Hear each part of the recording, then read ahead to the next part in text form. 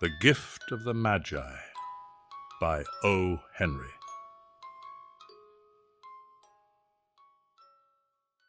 $1.87, that was all, and 60 cents of it was in pennies.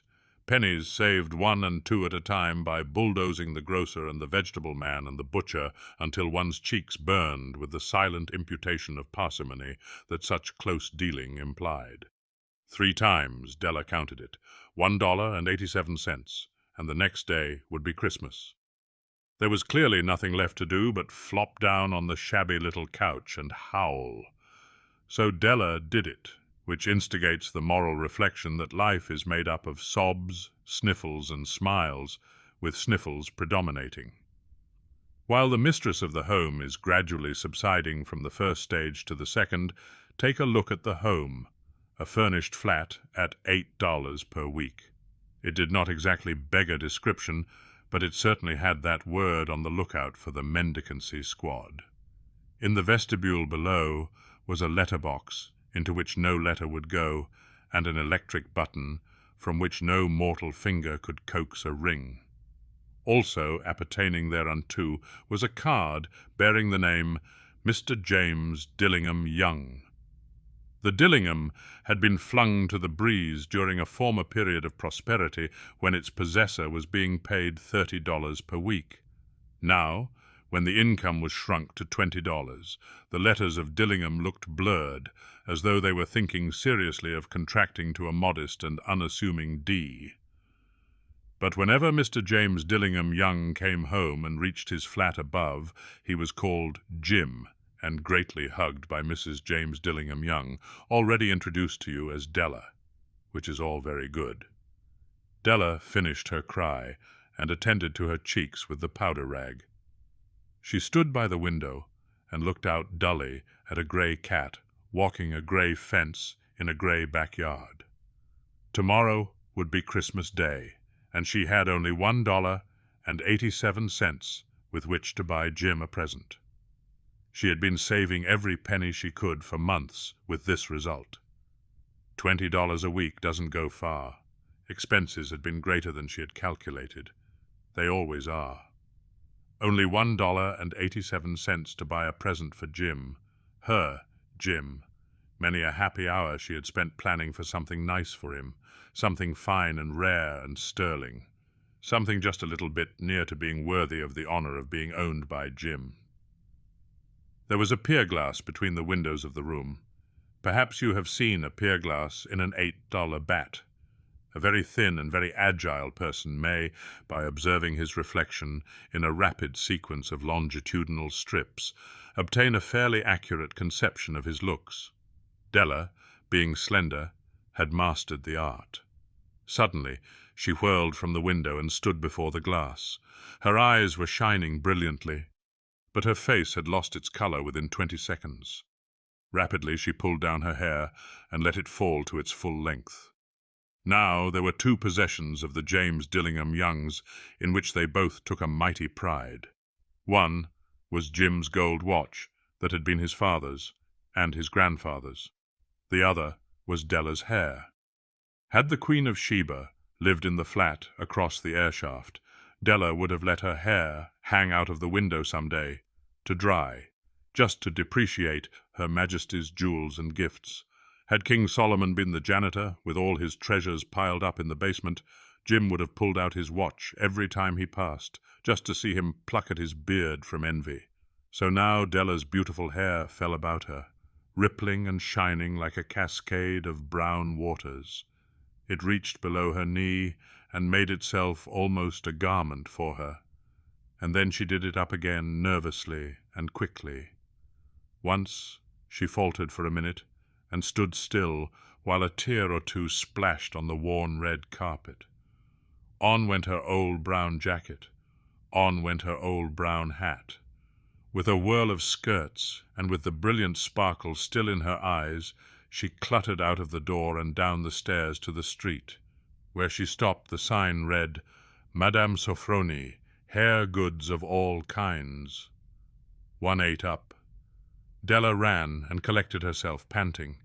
Madame, large, 2 white, chilly, hardly looked the Sofroni. "Will you buy my hair?" asked Della. "I buy hair," said Madame. "Take your hat off and let's have a sight at the looks of it." Down rippled the brown cascade. $20, said Madame, lifting the mass with a practiced hand. "Give it to me quick," said Della. Oh, and the next 2 hours tripped by on rosy wings. Forget the hashed metaphor. She was ransacking the stores for Jim's present. She found it at last. It surely had been made for Jim and no one else. There was no other like it in any of the stores, and she had turned all of them inside out. It was a platinum fob chain, simple and chaste in design, properly proclaiming its value by substance alone and not by meretricious ornamentation, as all good things should do. It was even worthy of the watch. As soon as she saw it, she knew that it must be Jim's. It was like him, quietness and value. The description applied to both. $21 they took from her for it, and she hurried home with the 78 cents. With that chain on his watch, Jim might be properly anxious about the time in any company. Grand as the watch was, he sometimes looked at it on the sly on account of the old leather strap that he used in place of a chain. When Della reached home, her intoxication gave way a little to prudence and reason. She got out her curling irons and lighted the gas, and went to work repairing the ravages made by generosity added to love. Which is always a tremendous task, dear friends, a mammoth task. Within 40 minutes her head was covered with tiny, close-lying curls that made her look wonderfully like a truant schoolboy. She looked at her reflection in the mirror long, carefully, and critically. "If Jim doesn't kill me," she said to herself, "before he takes a second look at me, he'll say I look like a Coney Island chorus girl. But what could I do? Oh, what could I do with $1.87? At 7 o'clock the coffee was made, and the frying pan was on the back of the stove, hot and ready to cook the chops. Jim was never late. Della doubled the fob chain in her hand and sat on the corner of the table near the door that he always entered. Then she heard his step on the stair away down on the first flight, and she turned white for just a moment. She had a habit of saying little silent prayers about the simplest everyday things, and now she whispered, "Please, God, make him think I am still pretty." The door opened, and Jim stepped in and closed it. He looked thin and very serious. Poor fellow, he was only 22, and to be burdened with a family. He needed a new overcoat, and he was without gloves. Jim stepped inside the door, as immovable as a setter at the scent of quail. His eyes were fixed upon Della, and there was an expression in them that she could not read, and it terrified her. It was not anger, nor surprise, nor disapproval, nor horror, nor any of the sentiments that she had been prepared for. He simply stared at her fixedly with that peculiar expression on his face. Della wriggled off the table and went for him. "Jim, darling," she cried, "don't look at me that way. I had my hair cut off and sold it because I couldn't have lived through Christmas without giving you a present. It'll grow out again. You won't mind, will you? I just had to do it. My hair grows awfully fast. Say Merry Christmas, Jim, and let's be happy. You don't know what a beautiful, nice gift I've got for you." "You've cut off your hair?" asked Jim, laboriously, as if he had not arrived at that patent fact yet, even after the hardest mental labor. "Cut it off and sold it," said Della. "Don't you like me just as well anyhow? I'm me without my hair, ain't I?" Jim looked about the room curiously. "You say your hair is gone," he said, with an air almost of idiocy. "You needn't look for it," said Della. "It's sold, I tell you, sold and gone, too.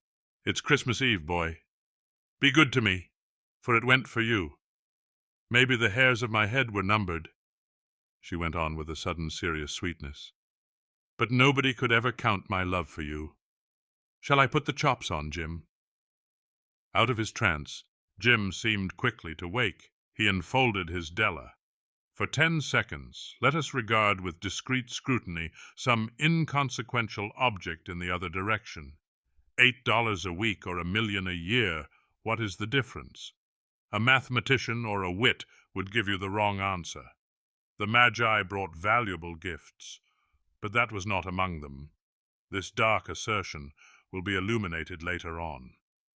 Jim drew a package from his overcoat pocket and threw it upon the table. "Don't make any mistake, Dell," he said. "About me. I don't think there's anything in the way of a haircut or a shave or a shampoo that could make me like my girl any less. But if you'll unwrap that package, you may see why you had me going a while at first." White fingers and nimble tore at the string and paper. And then an ecstatic scream of joy. And then, alas, a quick feminine change to hysterical tears and wails, necessitating the immediate employment of all the comforting powers of the lord of the flat. For there lay the combs, the set of combs, side and back, that Della had worshipped for long in a Broadway window.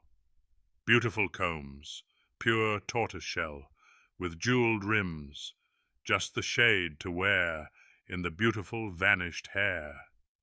They were expensive combs, she knew, and her heart had simply craved and yearned over them without the least hope of possession. And now they were hers, but the tresses that should have adorned the coveted adornments were gone. But she hugged them to her bosom, and at length she was able to look up with dim eyes and a smile and say, "My hair grows so fast, Jim." And then Della leaped up like a little singed cat and cried, "Oh, oh!" Jim had not yet seen his beautiful present. She held it out to him eagerly upon her open palm. The dull, precious metal seemed to flash with a reflection of her bright and ardent spirit. "Isn't it a dandy, Jim? I hunted all over town to find it. You'll have to look at the time 100 times a day now. Give me your watch. I want to see how it looks on it." Instead of obeying, Jim tumbled down on the couch and put his hands under the back of his head and smiled. "Dell," said he, "let's put our Christmas presents away and keep 'em a while. They're too nice to use just at present. I sold the watch to get the money to buy your combs. And now suppose you put the chops on." The Magi, as you know, were wise men, wonderfully wise men who brought gifts to the babe in the manger. They invented the art of giving Christmas presents. Being wise, their gifts were no doubt wise ones, possibly bearing the privilege of exchange in case of duplication. And here I have lamely related to you the uneventful chronicle of 2 foolish children in a flat who most unwisely sacrificed for each other the greatest treasures of their house. But in a last word to the wise of these days, let it be said that of all who give gifts, these 2 were the wisest. Of all who give and receive gifts, such as they are wisest. Everywhere they are wisest. They are the Magi.